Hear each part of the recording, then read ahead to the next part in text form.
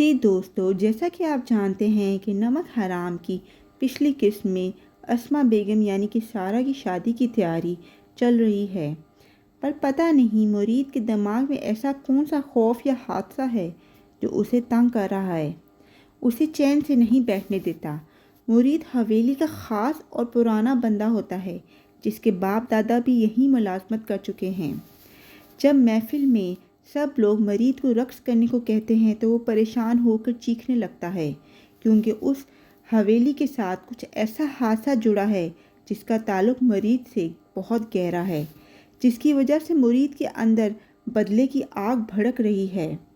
وہاں ارسل صاحب مرید سے سگریٹ لینے اس کے غریب خانے جاتے ہیں۔ ارسل مرید کی باتوں سے حیران ہوتا ہے اور گہرے انسان کی سوچ کا لقب دیتا ہے، پر مرید اسے اپنی گہرائی میں جھانکنے سے منع کرتا ہے، ورنہ اس کو اس کی پوری قیمت دینی پڑے گی۔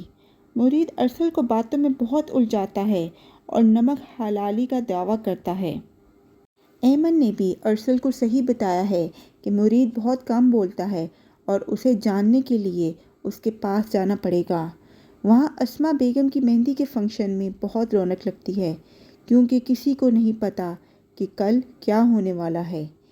ایمن ماں جی سے مرید کے ساتھ بازار جانے کی ضد کرتی ہے، جس پر وہ کام کا بہانہ لگا کر ارسل کے ذمہ بازار کا چکر ڈال دیتا ہے۔ وہاں اسما کا دروازہ لاک ہونے پر مرید دروازہ ٹھیک کرتا ہے، جس پر اسے مرید پر تھوڑا شک ہوتا ہے۔ ایمن ارسل کے سامنے مرید کے قصے پڑھتی ہے۔ ارسل کو اس بات پر غصہ آتا ہے اور وہ اس بات کی تفتیش کرنے مرید کے پاس جاتا ہے۔ مرید یہاں بہت چالاکی سے کہانی ڈال دیتا ہے کہ ایمن آپ کو آزما رہی ہے کہ آپ کی سوچ کے مالک ہیں، کیونکہ وہ اسی انسان کے ساتھ شادی کے لیے ہاں کرے گی جو تنگ نظری کا مالک نہ ہو۔ مرید کو تو بس نوکر سمجھ کے استعمال کیا جا رہا ہے۔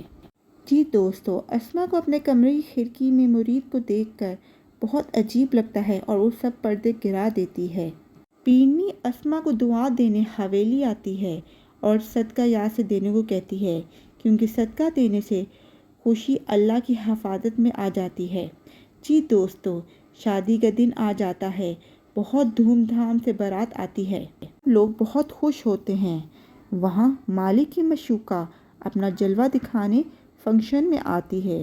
دوسری طرف اسما دلہن بنی اپنے کمرے میں بارات کا انتظار کر رہی ہوتی ہے کہ اچانک ایسا کیا ہوتا ہے؟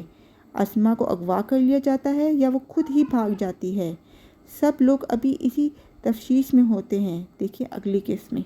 نمک جس کی قیمت میری ماں کی سانسیں تھی، میں خدا کی قسم کھا کے کہتا ہوں 27 سال میں وہ نمک مرید کا کچھ نہیں بگاڑ سکا۔ تمہاری بیٹی اپنی مرضی سے کسی کے ساتھ نہیں گئی، تو پھر اس بات سے یہی اندازہ لگتا ہے نا کہ تم کس قدر کمزور ہو چکے ہو۔ شک کے دائرے میں سب سے پہلے کچھ اسی طرح کے لوگ ہی آتے ہیں۔